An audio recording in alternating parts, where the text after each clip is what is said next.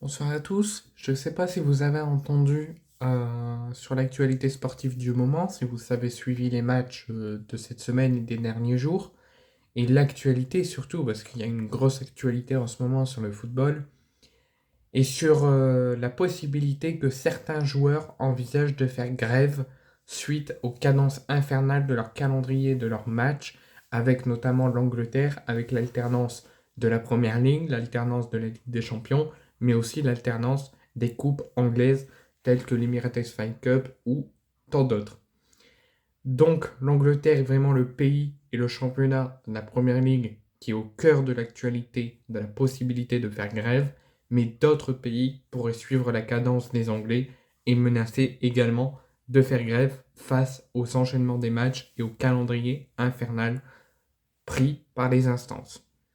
Mais on va se poser la question, est-ce que peu importe le pays, que ce soit là en Première Ligue ou que ce soit en Ligue 1, que ce soit en Serie A ou que ce soit au Portugal ou partout, est-ce que les joueurs en ont vraiment le droit? Est-ce qu'ils ont des droits de se porter garant et de dire c'est fini, on en a marre, on fait grève?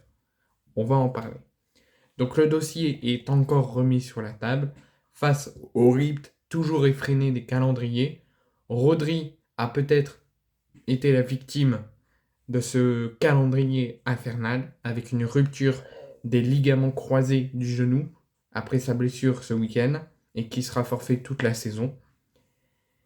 L'international espagnol, avant cette blessure, avait évoqué la possibilité de faire grève, et à l'heure où les inactions semblent être devenues le mot d'ordre, puisque d'autres joueurs l'ont suivi, avec Jules Koundé, Dani Cavaral, ou encore Thibaut Courtois, ou encore même Pep Guardiola, et même l'ancien adjoint de Pep Guardiola et l'actuel entraîneur de Chelsea, Enzo Maresca, qui ont tous les cinq dit qu'ils étaient prêts à faire grève pour le bien de l'état de santé, l'état physique et mental de les joueurs suite à l'enchaînement des matchs et au calendrier infernal.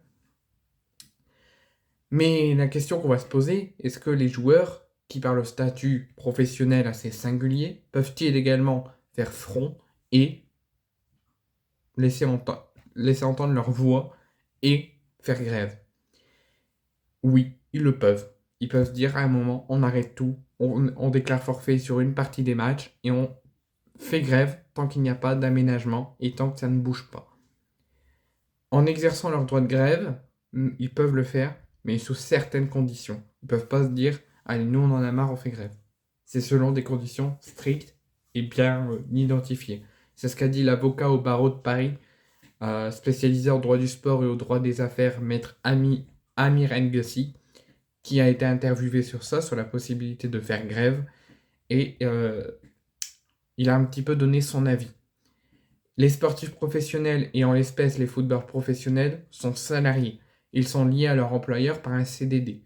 Comme tout salarié en France, ils sont soumis au Code du travail qui prévoit tant des droits que des obligations à leur égard. En France comme en Europe, ce droit de grève est garanti par la Convention européenne des droits de l'homme. Donc c'est ce qui a déclaré. Deux règles fondamentales doivent être observées dans le cadre de cette application. Donc, ils en ont les droits. Ils font partie comme un citoyen tout court, comme un Français ordinaire, comme un salarié dans les entreprises ordinaires. Ils ont les droits de faire grève selon une situation.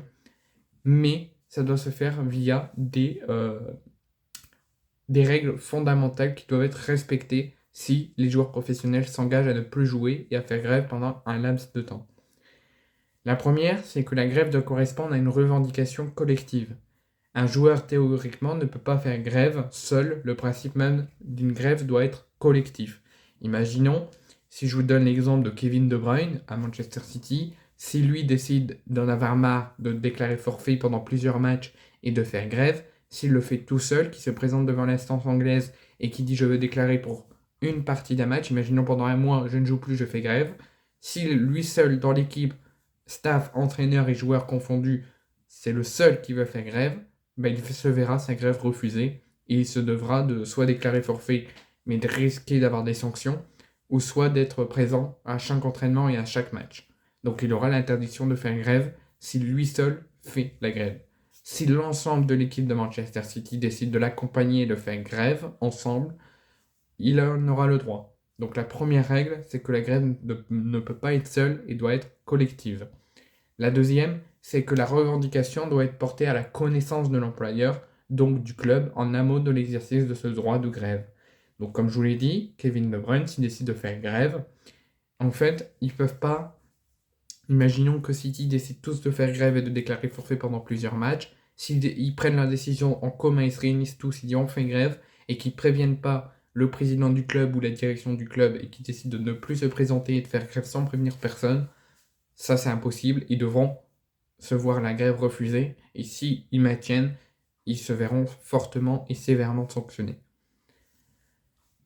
Et c'est ces deux réserves, mais donc, malgré ces deux règles fondamentales, ils ont droit de faire valoir leurs droits et de faire grève, peu importe ce qui se passe et l'actualité du moment dans le football, où ils se disent on ne peut pas accepter ça et on doit aller contre ça.